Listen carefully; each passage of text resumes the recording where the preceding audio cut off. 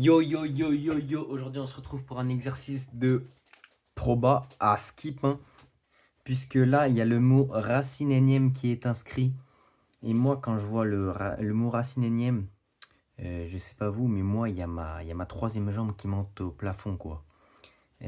Si vous voyez ce que je veux dire. Et donc exercice de proba à skip qui va partir dans le futur, hein, à skip. Et l'énoncé est donc N clients passent dans un magasin en une journée. N suit une loi de Poisson de paramètres lambda. Alors, N clients passe dans un magasin en une journée, absolument, énoncé absolument inutile, hein, au cas où vous ne l'auriez pas remarqué. C'était juste pour faire passer l'exercice pour un exercice de proba, voilà. Et aussi, quantifier N, hein. N est un entier naturel. Au cas où vous ne le sauriez pas, un client n'est pas découpable en deux, donc n'est pas un rationnel. Enfin, il est un rationnel, mais il est forcément entier, entier naturel. Donc, première question, quelle est la probabilité que n soit pair et impair? Pas pair et impair à la fois, bien évidemment. Ce sont les pairs et les impairs forment deux événements disjoints. Le fait que n soit pair et impair, deux événements disjoints. Donc, on va d'abord calculer la probabilité que n soit pair. Donc, c'est la probabilité que n égale 0 ou que n égale 2 ou que n égale 4. Vous m'avez vite compris, ça va être la probabilité de l'union donc infinie que n soit pair. Donc écrite avec la variable locale k ici. Ensuite, n ne peut pas être égal à la fois à 2 et à 4 et à 6. C'est une union bien évidemment disjointe. Donc si on utilise la propriété sur les probabilités d'union disjointe, c'est donc la somme des probabilités. Cette somme-là, on réécrit l'énoncé avec la loi de Poisson. Donc c'est lambda à la puissance 2k sur 2k factoriel. Voilà. Et là, on reconnaît un petit développement en série entière, au cas où vous ne l'auriez pas vu. On va écrire ça joliment. Hop là, ça ressemble à une série exponentielle, non? Si vous avez bien appris votre cours, vous saurez qu'on arrive directement au résultat, donc la partie paire de la fonction exponentielle en fait, qui est cosinus hyperbolique de lambda. Donc la probabilité que n soit pair, c'est donc exponentiellement lambda fois cosinus hyperbolique de lambda. Bon, on peut faire le même résultat, le même procédé pour n impair. Tiens, je vais souligner ce résultat-là.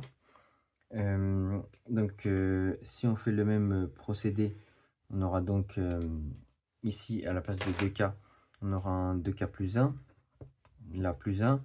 Bon, là, il y aura des plus 1 aussi. Vous avez compris, ça va vite faire, en fait, sinus hyperbolique de lambda à la place de ça ici.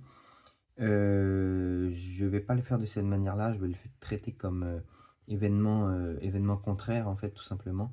Les pairs et les impairs forment un... Le fait que n soit pair et n soit impair, ça forme un système complet d'événements, en fait.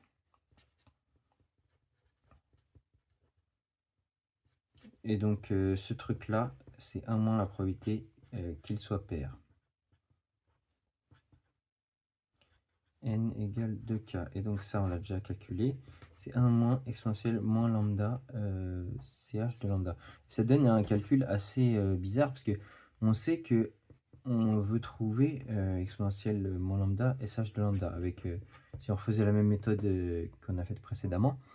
Et là, on a du mal à le voir et faut faire un peu des manipulations assez intéressantes. Donc c'est pour ça que je voulais le faire de cette manière-là. Exponentiellement lambda, moi j'aime bien le décomposer hein, en partie paire et en partie impaire. C'est comme ça qu'on fait apparaître ces CH et ces SH en fait. Ou alors on part de là-dedans et on fait la bonne grosse formule exponentielle lambda plus exponentielle moins lambda sur 2. Mais c'est pas très élégant. Mais je pense qu'il y a plusieurs manières de le faire. Sûrement aussi partir du 1 et utiliser direct la formule de la trigo hyperbolique avec un moins à la place du plus. Utiliser direct ça là-dedans et factoriser, et je pense que ça peut marcher. Après, factoriser, on a envie que ça soit factorisé par exponentiellement lambda quand même. Mais moi, du coup, ce que j'avais fait, c'est que je l'avais utilisé après cette formule-là en tant que 1 moins ch lambda égale moins sh carré de lambda. Vous allez voir ça juste là, puisque là, en fait, j'obtiens donc ch de moins lambda, c'est ch de lambda, puisque ch est pair. Ensuite, ch de lambda fois ch de lambda, ch carré de lambda, avec un moins, voilà, 1 moins ch carré de lambda. Et on retrouve bien ce truc-là qu'on voulait de ce côté-là. Puisqu'en fait, on veut faire disparaître les ch, hein. On veut obtenir du sh à la fin. Et donc, l'autre terme, sh de moins lambda, c'est moins sh de lambda, comme sh est impair. Avec un autre moins ici, bah, ça va faire plus sh de lambda, et donc fois ch de lambda. Ensuite, donc ça, je l'avais remplacé, on avait dit par moins sh carré de lambda.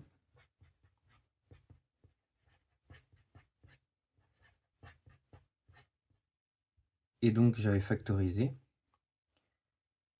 Donc, factorisons maintenant par sh de lambda.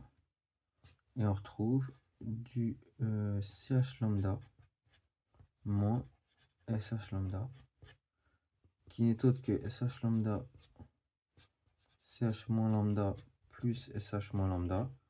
Et ça, c'est la décomposition en partie paire et impaire de exponentielle moins lambda. Donc, on retrouve bien le résultat voulu. De manière assez laborieuse, hein, on aurait pu faire pareil que là. Mais je trouve que le calcul était assez intéressant parce que on fait des calculs de trigo hyperbolique. Souvent, on a l'habitude de faire des calculs dans la trigo normale avec les formules d'addition, de cos, de sin et tout ça. Mais en trigo hyperbolique, on est un peu moins à l'aise que le moins ici. Bon, fondamentalement, c'est pas si dur que ça, mais on n'a pas trop l'habitude et ça peut être intéressant. Bon, maintenant, ce qui va être plus intéressant, c'est la deuxième question. Donc, pour n un multiple de 3 et congru à 1 modulo 3 et congru à 2 modulo 3, quelle est la probabilité que n soit donc multiple de 3 ou quelque chose comme ça? On va repartir sur la même idée qu'on a eu là. Donc, c'est l'union disjointe tout simplement des n égale, maintenant ça va être 3k, 3k plus 1. Allez, on va écrire ça.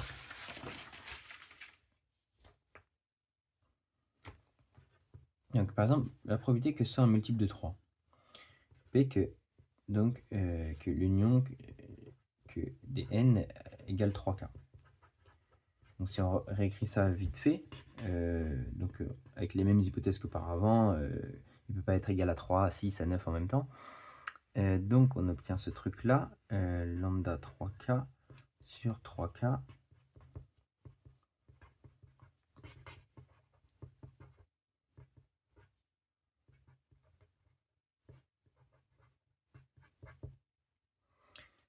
Mais ce truc-là, je sais pas trop comment le calculer.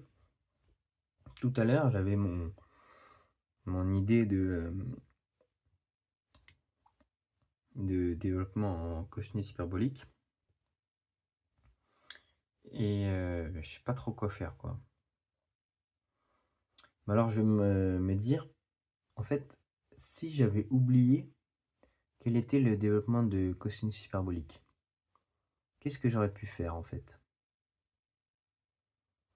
J'aurais pu me dire, ok, la probabilité qu'il est pair, on a dit, on va abréger ça, on va faire la probabilité que n pair, voilà. N pair, on a dit c'était ça.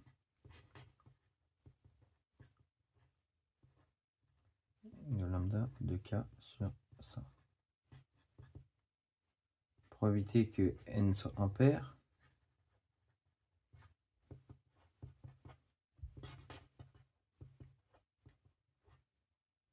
C'est ça.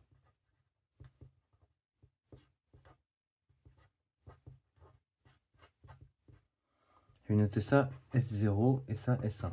fait, c'est deux sommes à calculer. Et là, on se dit, ouais, putain, c'est la partie paire, ça c'est la partie impaire. Donc si je somme les deux, ça va me donner en fait tout le truc en entier, quoi. Essentiellement lambda somme, donc des lambda puissance k. Et là, on se dit, putain, quand même, je connais les développements de exp. Et du coup, bah, ça fait 1.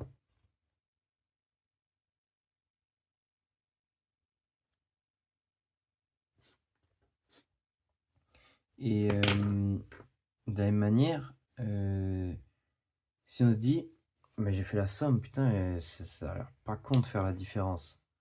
Il se trouve que si on fait ça, ça fait exponentiellement lambda, donc un facteur.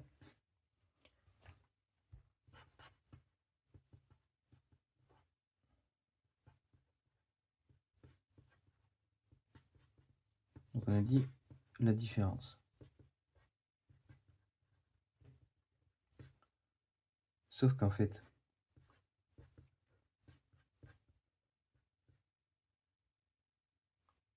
si on se dit que là, il y a un moins, moins 1, et là on se dit qu'il y a un 1, ben 1 en fait, on peut l'écrire comme moins 1 à la puissance 2k en fait.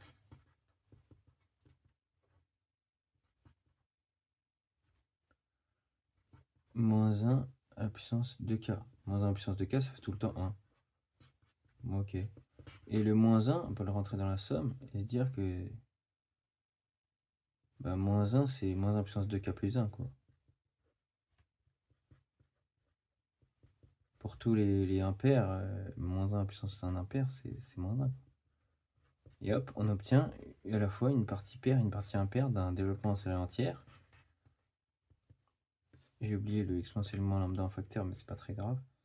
Et donc on se dit que c'est donc moins lambda à la puissance k sur k. Et donc on trouve ça aussi exponentiellement lambda, donc égal exponentielle moins 2 lambda. Et donc en connaissant la somme, la différence, on peut retrouver facilement S0 et S1. Donc maintenant je me dis, putain, bonne idée. Je vais prendre mes événements. Donc là maintenant on n'a plus rien à faire en fait des événements, on va laisser partir ça. On va se dire, ouais, comment calculer cette somme là en gros. Comment calculer cette somme là et comment calculer les mêmes avec des 3k plus 1, des 3k plus 2, etc. On se dit, bon, donc on va noter rapidement S0, S1, S2, celle congrue à 0 modulo 3, celle congrue à 1 modulo 3 et celle congrue à 2 modulo 3.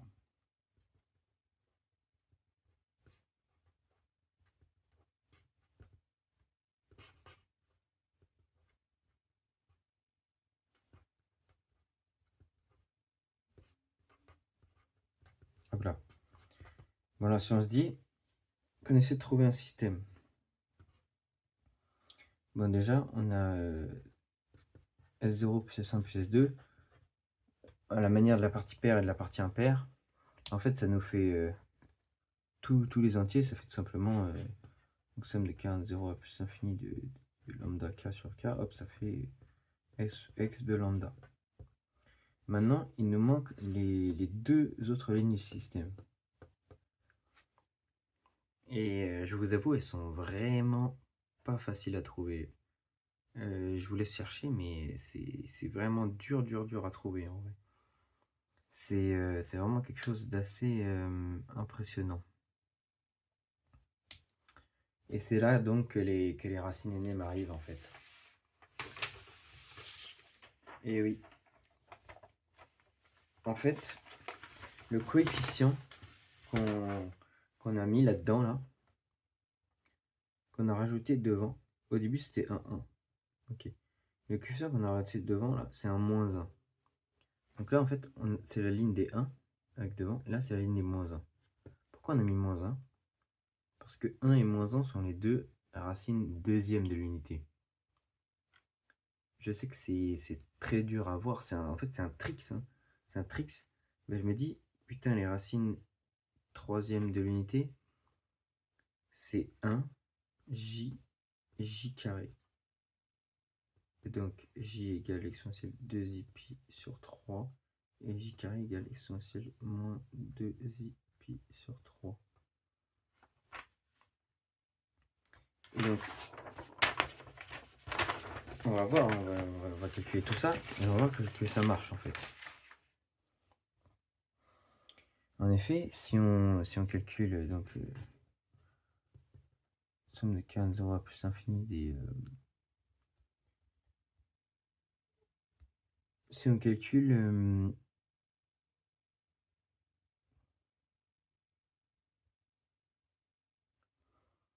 ouais,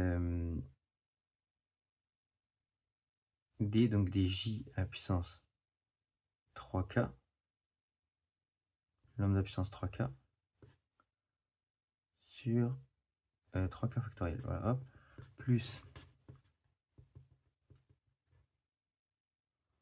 j à la puissance 3k plus 1, hop, lambda puissance 3k, hop.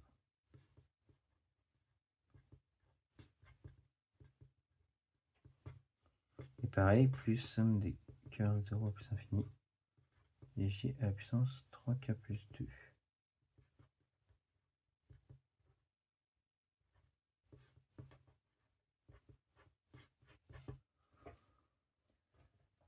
Bah en fait, ça, à gauche, ben, on a trouvé notre partie congrue à 0 modulo 3, à 1 modulo 3, à 2 modulo 3. Donc à gauche, c'est tout simplement égal à ça. J lambda sur k, le tout puissance k. Et donc ça, c'est exponentielle de j lambda. Ok. Et de la même manière, si on prend... Ouais, donc on va continuer celui-là. Mais comment se ramener à nos S0, S1, S2 en fait, puisqu'il n'y a pas assez J dedans en fait. Bah, tout simplement, J à la puissance 3K, bah, ça fait 1, puisque J égale exponentielle 2i pi sur 3. Du coup, si on multiplie par un multiple de 3, bah, ça dégage. Ça fait un truc congru à 2pi, quoi, 2pi modulo près. Donc ça fait 1 tout simplement. Donc égale S0. Ensuite, là, si on sort le J, on aura un J puissance 3K qui fait donc, hop, J puissance 3K égale ça. 2i kp en gros. Si on sort le J, on aura un J puissance 3K, donc la même chose. Hop, S1. Et là, si on sort un J carré, ben on aura S2. Magnifique, non? Donc on a cette deuxième ligne du système, donc égale exponentielle de J lambda. Et maintenant qu'on a tenté avec J, ben on va tenter avec J carré.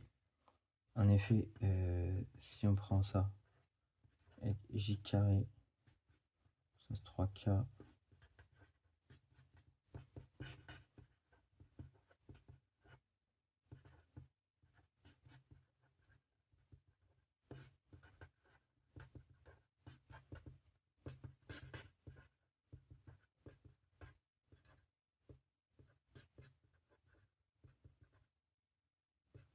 j'ai oublié les petits lambda.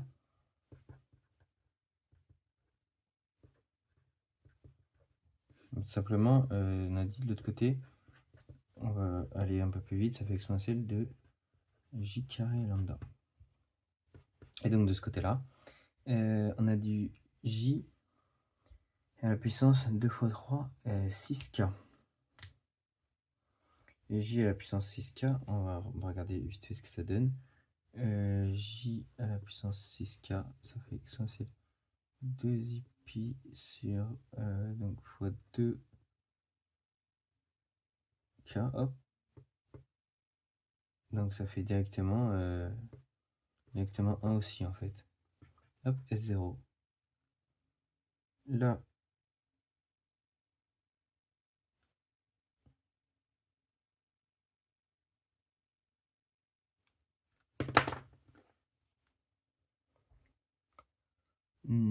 il faut peut-être... ouais.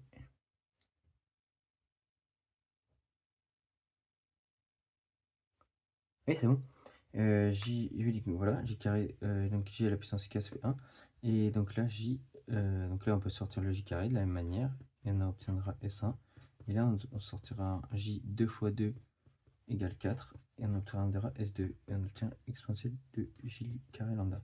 Et donc récapitulatif, on obtient un système S0 plus S1 plus S2, S0 plus J S1 plus J carré S2, et donc S0 plus J carré S1 plus J4 S2 égale exponentielle lambda, exponentielle de J lambda, exponentielle de J carré lambda. Et donc on retrouve bien en fait J1, J carré, de la même manière qu'on obtient pour l'autre système en fait, exponentielle lambda, exponentielle moins lambda, la deuxième racine deuxième de l'unité. Donc ce système est analogue à cette matrice là en fait. Et en fait, c'est une matrice de Vandermonde au cas où vous ne l'auriez pas remarqué. En effet, donc là on a le 1, la ligne des 1, 1 à la puissance 0, à la puissance 1, à la puissance 2. Là on a la ligne des J, J à la puissance 0, à la puissance 1, à la puissance 2. Là on a la ligne des J carré à la puissance 0, J carré à la puissance 1, donc à la puissance 1, et donc J carré à la puissance 2. La matrice de Vandermonde, elle est inversible, ce qui nous garantit en fait que on pourra tout le temps calculer en fait la somme de n'importe quel truc. Par exemple lambda à la puissance, je sais pas, 11k plus 7, hop, des trucs du futur comme ça, on pourra toujours les calculer avec des matrices qui seront toujours de taille 11, de quoi, des matrices toujours inversibles. Et au final, la résolution de ce système n'a pas trop d'importance, donc je vais la faire rapidement et je vais vous montrer ce que valent S0, S1 et S2. Ouais, bon, en fait, trop flemme de faire le système, mais Rouya, vous le ferez vous-même.